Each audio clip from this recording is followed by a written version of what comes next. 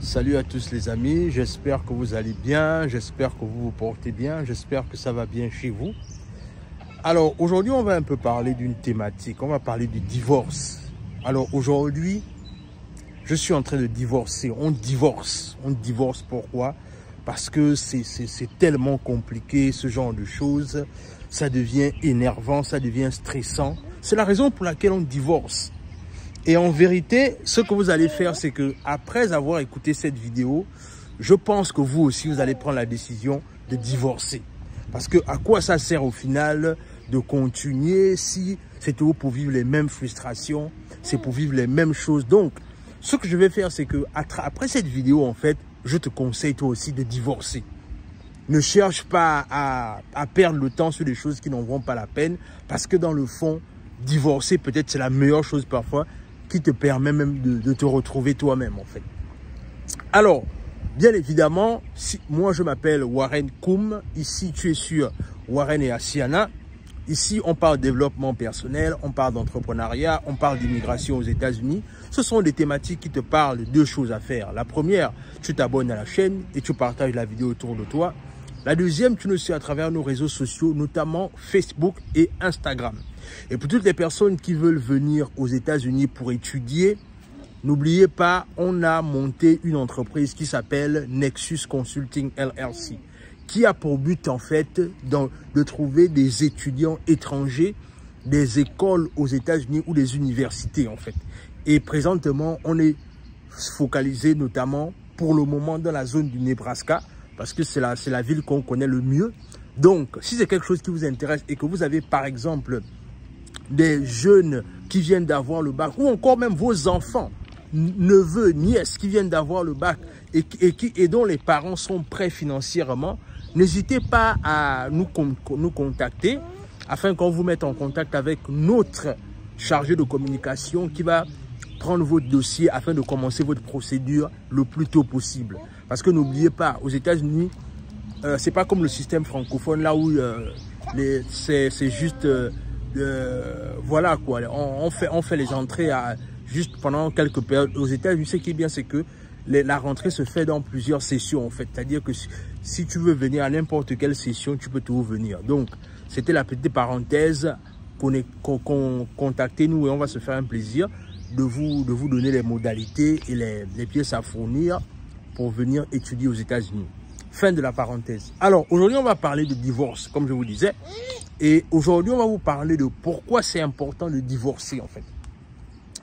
Et la première chose sur laquelle je veux que tu divorces, et ce que tu dois comprendre, c'est que la première chose sur laquelle j'aimerais que tu divorces, c'est sur tes croyances limitantes. Oui, tu m'as bien compris, mon ami. J'aimerais que tu divorces avec tes croyances limitantes. C'est-à-dire ces croyances-là qui t'empêchent d'accomplir ton plein potentiel.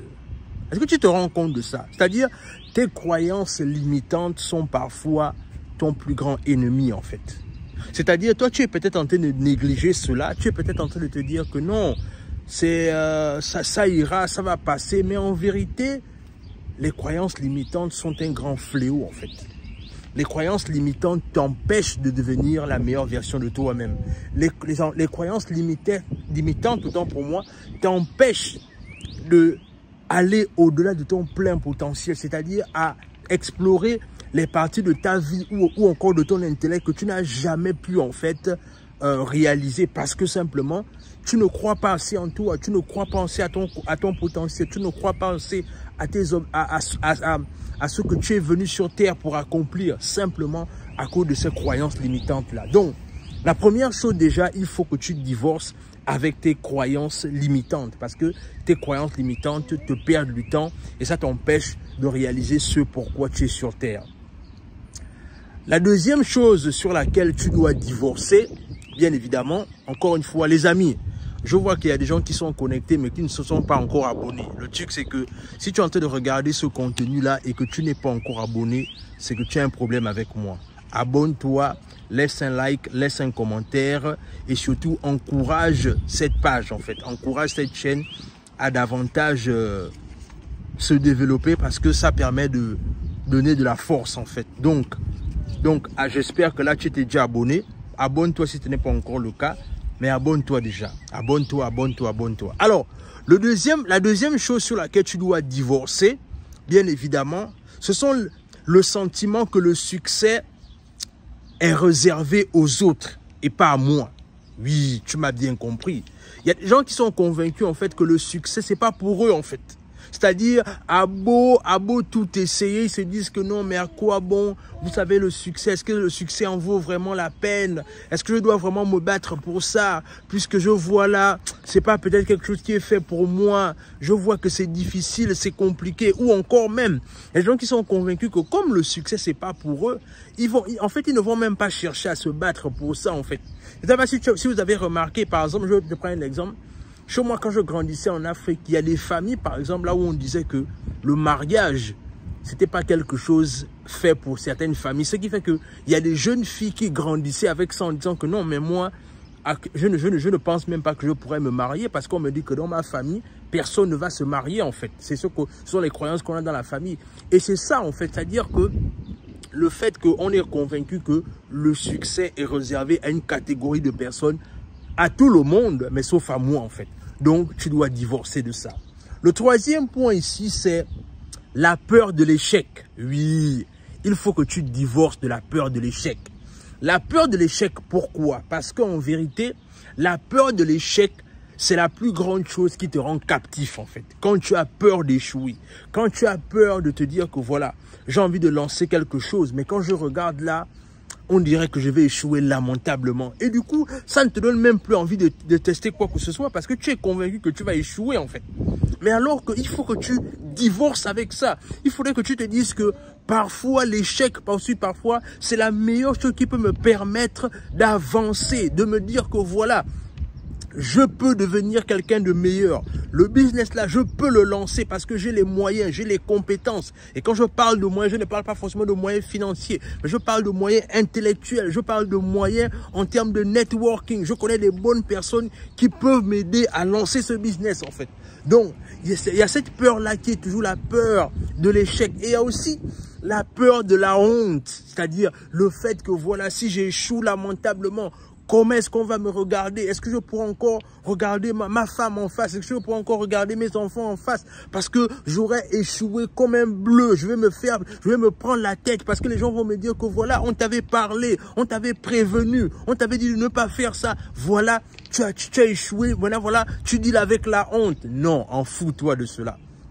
Vous savez, je vais vous raconter une petite histoire pour vous parler de la peur de la honte. Alors, vraiment, c'est une petite parenthèse. Quand j'étais au lycée, quand j'étais au collège, j'étais amoureux d'une petite Gola au pays qui m'embêtait. Et à l'époque là, c'était l'époque là où en fait, on fait les lettres, quoi. On fait les lettres aux filles, on est là, on fait les lettres. Ou bien parfois on prend les numéros sans que la go nous ait donné le numéro et après on commence à l'appeler. Alors ce qui s'est passé, c'est que il y avait une petite là que j'aimais bien voir quand on était au collège. Et une fois, j'ai écouté comment la petite Gola en fait était en train de donner son numéro à sa copine. Et moi ce que j'ai fait c'est que je notais ça dans mon cahier en fait. Je notais le numéro et après ce qui s'est passé c'est quoi? C'est-à-dire la jeune dame a découvert que j'ai pris son numéro sans à son insu en fait. Et elle a commencé à faire un tapage, elle a pris mon cahier, elle a déchiré, elle était en train de voir une bouteille d'eau, elle m'a versé l'eau sur la tête, elle a commencé à m'embarrasser devant mes amis, quoi. Je vous assure que le jour là, c'était une situation terrible, quoi. C'est-à-dire que quand j'y repense encore aujourd'hui, je me dis que waouh, Warren, tu es fort, man. C'est-à-dire, et après ça, il y a une amie même, Simone, qui est venue, qui a dit, mais Warren, comment te fait la honte comme ça là? Là où tu es censé te fasser, tu es en train de rire, mais tu ris comment? C'est honteux ce qu'on t'a fait là. Voilà comment, à un moment donné, et parce que je marchais avec mes amis le jour-là, et c'est là où mes amis me disent que non, mais Warren, toi aussi, comment tu peux aller prendre le numéro d'Alida comme ça, là, alors qu'elle t'a même pas donné ça, elle t'a même pas donné la permission. Et du coup, j'étais un peu embarrassé. Et c'est là où un de mes amis va venir vers moi. Il va me dire, écoute, Warren, de toutes les façons, hein, tu es un homme. Tu as fait ce que tout homme pouvait faire. C'est-à-dire, il est intéressé par la petite, il prend son numéro, et puis s'il veut, il appelle, et puis on va voir ce que ça va donner, on s'en fout. Et du coup, quand il m'a dit ça, ça m'a redonné confiance. C'était là où j'ai compris que ouais, dans la vie, il ne faut pas avoir peur d'avoir honte. Par contre, il faut avoir peur de ne pas essayer.